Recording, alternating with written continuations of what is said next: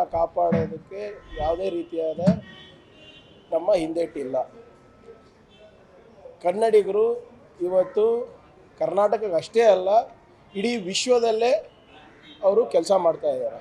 ನಮ್ಮ ಮಾನವ ಸಂಪನ್ಮೂಲ ಏನಿದೆ ಅಮೇರಿಕಾನಲ್ಲಿರ್ಬೋದು, ಯುರೋಪ್ನಲ್ಲಿರ್ಬೋದು, ಮಿಡ್ಲ್ ಈಸ್ಟಲ್ಲಿರ್ಬೋದು ಮತ್ತು ಏಷ್ಯಾ ಪೆಸಿಫಿಕ್ ರೀಜನ್ನಲ್ಲೂ ಕೂಡ ಭಾಳ ಡಿಮ್ಯಾಂಡ್ ಇದೆ. ಅದಕ್ಕೆ ತಕ್ಕಂಗೆ ನಾವು ಅವರಿಗೆ ಉದ್ಯಮಶೀಲತೆ ಕೊಡ್ತಾ ಇದ್ದೀವಿ. ಒಂದು ವಿಶೇಷವಾದಂಥ ಒಂದು ಸ್ಕಿಲ್ ಡೆವಲಪ್ಮೆಂಟ್ ಪ್ರೋಗ್ರಾಮ್ ಕೂಡ ಅವರಿಗೆ ನಮ್ಮ ಇಂಡಸ್ಟ್ರಿ ಸೆಕ್ಟರ್ನಲ್ಲಿ ಮತ್ತು IT ಸೆಕ್ಟರ್ನಲ್ಲಿ ಕೊಡುವಂಥ ಯೋಜನೆ ಕೂಡ ನಾವು ಹಾಕ್ಕೊಂಡಿದ್ದೀವಿ.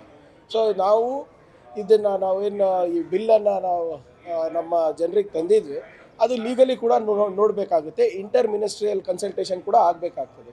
ಈಗಾಗಲೇ ಹರಿಯಾಣ, ಜಾರ್ಖಂಡು, ಗುಜರಾತು ಮತ್ತು ಇನ್ನೂ ಒಂದು ಆಂಧ್ರ ಪ್ರದೇಶ್, ಈ ಎಲ್ಲ ಇಂಥದ್ದೇ ಒಂದು ಬಿಲ್ ತಂದು ಎಲ್ಲನೂ ಕೂಡ ಸುಪ್ರೀಂ ಕೋರ್ಟು ಮತ್ತು ಹೈಕೋರ್ಟ್ನಲ್ಲಿ ತಡೆಯಾಜ್ಞೆ ಸಿಕ್ಕಿದೆ. ಸೊ ಅದು ಲೀಗಲಿ ಏನಿದೆ ಅದನ್ನು ಕೂಡ ನಾವು ನೋಡಿಬಿಟ್ಟು ನಾವು ಒಟ್ಟಾರೆ ಬಂಡವಾಳಕ್ಕೂ ಒಳ್ಳೆಯ ವಾತಾವರಣ ಸಿಗಬೇಕು, ಉದ್ಯೋಗ ಸೃಷ್ಟಿಗೂ ಒಳ್ಳೆಯ ಅವಕಾಶಗಳು ಸಿಗಬೇಕು, ಮತ್ತು ನಮ್ಮ ಜನರಿಗೆ ಉದ್ಯೋಗ ಕೂಡ ಸಿಗಬೇಕು ಅಂತ ಆ ನಿಟ್ಟಿನಲ್ಲಿ ಒಂದು ಕೆಲಸ ನಡೆದಿದೆ. ನೋಡಿ, it is a draft bill. ಇಲ್ಲ ಒಂದು ನಿಮಿಷ ನೋಡಿ, ಕ್ಯಾಬಿನೆಟ್ನಲ್ಲಿ ಡ್ರಾಫ್ಟ್ ಬಿಲ್ ಅಪ್ರೂವ್ ಆಗೋಕ್ಕಾಗೋದಿಲ್ಲ. ಬಿಲ್ ಅಪ್ರೂವ್ ಆಗೋದು ಸದನದಲ್ಲೇ.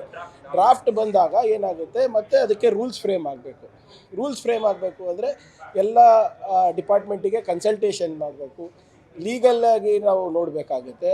ಎಲ್ಲನೂ ಕೂಡ ಒಂದು ಇದು ಬಿಲ್ಲನ್ನು ಅನುಷ್ಠಾನಕ್ಕೆ ತರಬೇಕಾದಾಗ ಇವೆಲ್ಲ ನಡೆಯೋ ಪ್ರಕ್ರಿಯೆ ನಿಮಗೂ ಗೊತ್ತಿದೆ ಅದು.